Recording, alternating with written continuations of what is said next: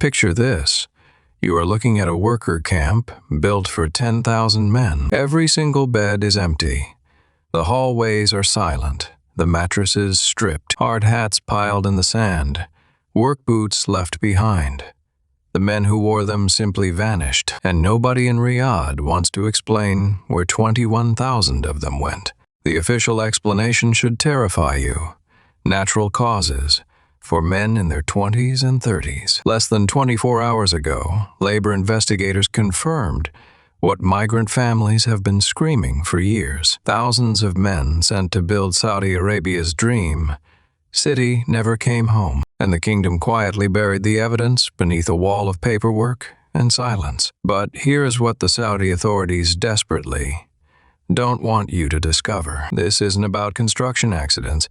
This is a systematic pattern of death and disappearance on an unprecedented scale. In this video, I will expose the death toll hiding behind NEOM's promotional videos, reveal why workers are now fleeing the project in record numbers, and show you the leaked testimony that proves the kingdom knew about the deaths from the very beginning. In 2023, ITV News published an investigation that shook the international labor community. 21,000 workers had died or disappeared across Saudi Arabia's Vision 2030 construction sites, 74% classified as natural causes.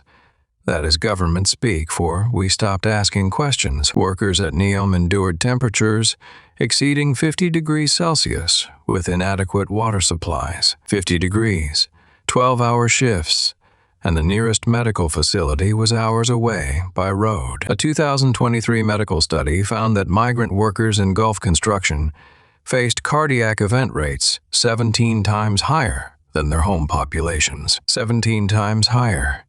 And Saudi Arabia classified each one as an unexplained natural occurrence. The Guardian reported that workers described having their passports confiscated the moment they arrived. Their phones were taken.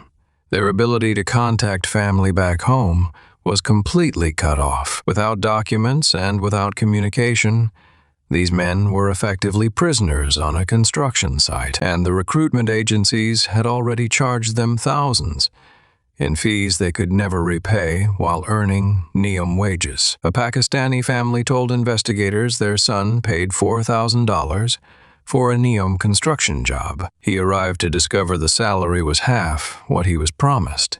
He couldn't leave. He couldn't call home. 3 months later, his family was told he died of cardiac arrest. He was 28 years old. No autopsy was conducted, no independent investigation. The body was shipped home with a single sheet of paperwork. Across 2023 alone, investigators documented over 300 bodies shipped from Saudi construction sites to South Asia, Nepal, Bangladesh, Pakistan, India, the Philippines. Every country that sent workers received coffins in return. To understand the full scope, you need to see the timeline.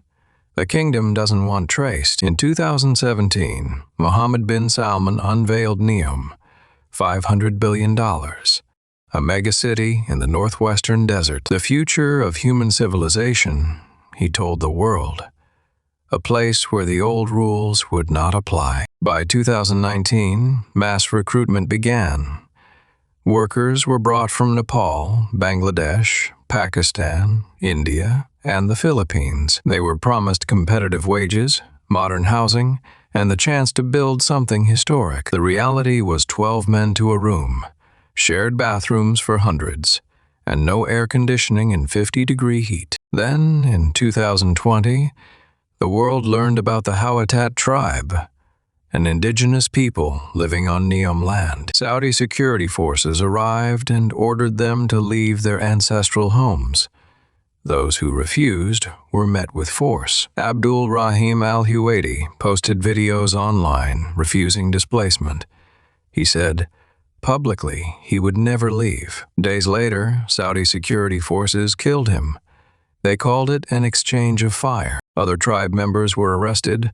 Several were sentenced to death for resisting eviction from their own land, all to make room for a city that current evidence suggests may never be completed as designed. $50 billion spent 21,000 lives lost.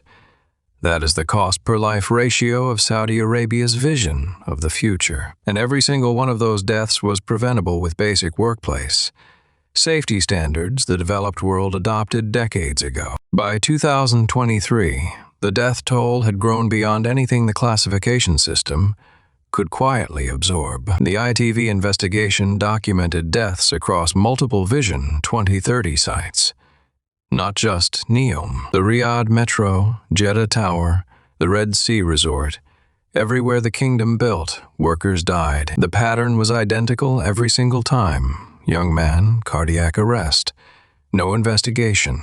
Body shipped home. Human Rights Watch described it as a systematic failure to investigate deaths on an industrial scale. Families received death certificates before they could request autopsies, before anyone could demand answers. Thousands of families across South Asia are still waiting for the truth about how their sons died. Now, here is the question nobody in the international community is willing to confront honestly. What happens to a vision of the future when the workers who build it start refusing to come? This is not just about NEOM. This is about an economic model that treats human beings as disposable construction material, and the world's most powerful financial institutions are funding it without asking questions. BlackRock, SoftBank, dozens of sovereign wealth funds, billions flowing into Vision 2030 with zero public accountability. These same firms publish annual ESG reports promising ethical investment. They fund conferences on responsible capitalism, and every quarter they quietly deposit returns generated by projects built on the backs of workers who never came home. Not a single one of these institutions has publicly demanded an independent investigation into worker deaths. To be fair, the kingdom has taken steps. In 2022, Saudi Arabia announced new labor welfare standards. They promised independent monitoring, heat work restrictions during summer, improved worker housing. On paper, it looked like real progress. But investigators who visited sites in 2024 found enforcement was virtually non-existent. The regulations existed on paper. On the ground, nothing had changed.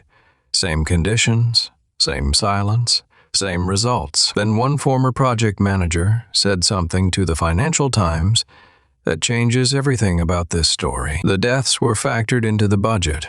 There was a line item for acceptable attrition. Acceptable attrition.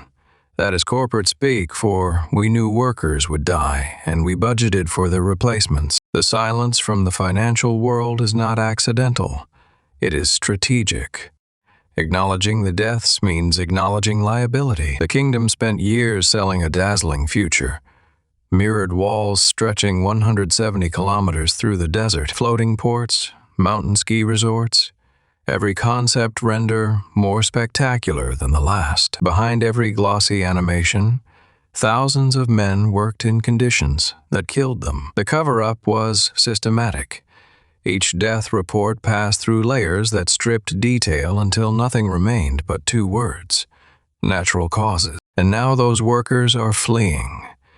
Reports confirm NEOM recruitment has slowed dramatically through 2025. Across South Asia, workers are warning each other through social media and word of mouth. Families in Nepal, Bangladesh, and Pakistan are telling their sons not to go. The jobs are being refused. NEOM's labor pipeline is drying up. The project cannot attract the workforce it desperately needs. This is not a construction setback.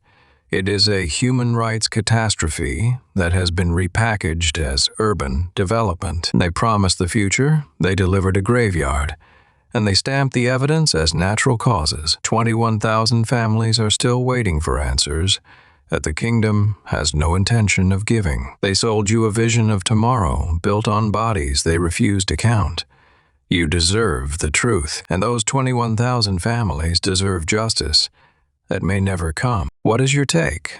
Is this the cost of progress or a crime the world is choosing to ignore? Subscribe now, because this is just the worker story. Wait until you see what the auditors found about the money.